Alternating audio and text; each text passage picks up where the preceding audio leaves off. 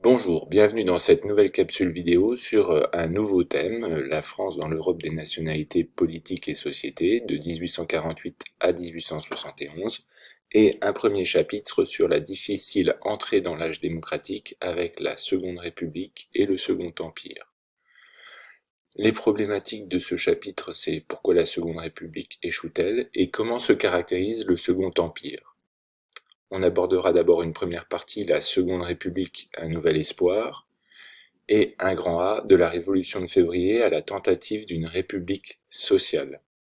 Et d'abord, un petit 1 sur l'instauration d'un régime démocratique. La mesure la plus importante est l'instauration du suffrage universel masculin. Le corps électoral, c'est-à-dire l'ensemble des citoyens, passe alors de 240 000 électeurs à 9 millions.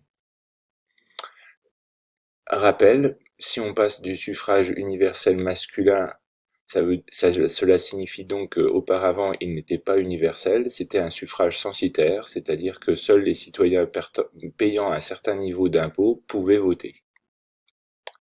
Les femmes sont exclues de la citoyenneté et elles n'ont pas le droit d'accéder au débat public. Le gouvernement provisoire organise le 23 avril 1848 une élection pour désigner les membres d'une Assemblée nationale constituante, c'est-à-dire une assemblée chargée de rédiger une constitution.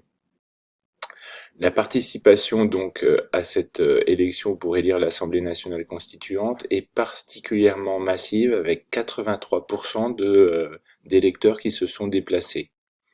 Les résultats sont sans appel: 500 députés pour les républicains modérés, 300 pour les monarchistes et enfin une soixantaine pour les radicaux et les socialistes.